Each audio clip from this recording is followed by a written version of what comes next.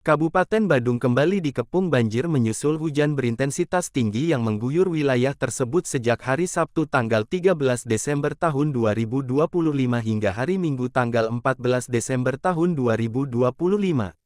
Sejumlah kawasan padat aktivitas seperti di Legian, Seminyak, Kuta, dan Kerobokan Kelot, terendam akibat saluran drainase yang tidak mampu menampung debit air.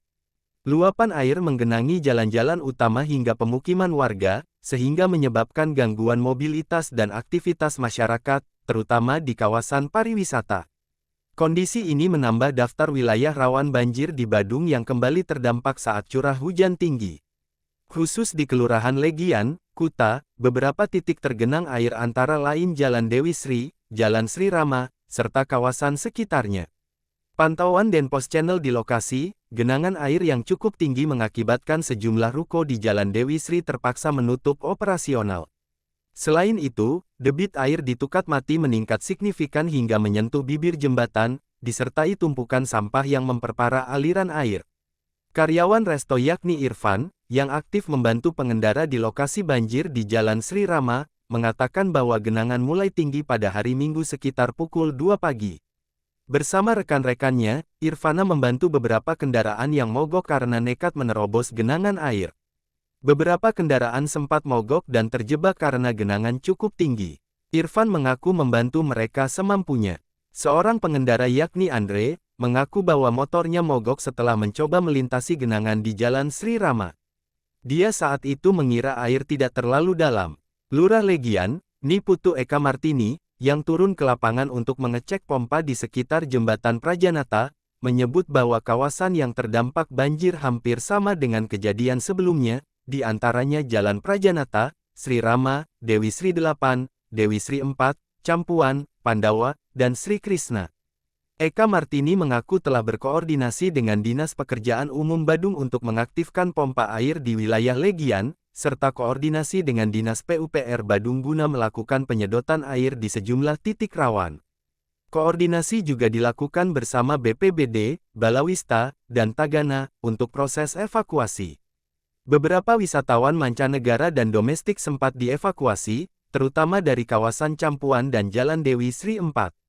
Ada yang sudah check out dan hendak ke bandara, ada juga yang mencari tempat lebih aman dan nyaman. Evakuasi warga terdampak banjir dilakukan menggunakan perahu karet. Meski demikian, Lurah memastikan tidak ada korban jiwa. Dia berharap untuk ke depan antisipasi penanganan darurat banjir dilakukan lebih cepat dan terus terkoordinasi. Selain itu kawasan-kawasan yang kerap tergenang banjir di wilayah Legian mendapat perhatian dinas terkait untuk peningkatan infrastruktur jalan dan drainase.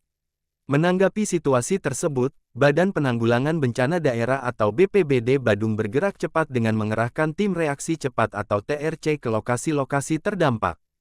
Kepala Bidang Kedaruratan dan Logistik BPBD Badung, I Ketut Murdika, seizin Kalaksa BPBD Badung Wayan Dharma mengatakan bahwa pihaknya menurunkan 2 tim yang masing-masing terdiri dari 4 personel. Dia menambahkan tim telah dibekali 2 unit perahu karet serta mesin pompa air guna mengurangi genangan yang meluas.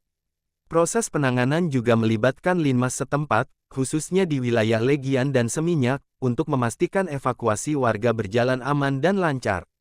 Selain itu, BPBD Badung berkoordinasi dengan Dinas Pekerjaan Umum dan Penataan Ruang atau PUPR Badung dengan menurunkan tambahan mesin pompa air di sejumlah titik genangan.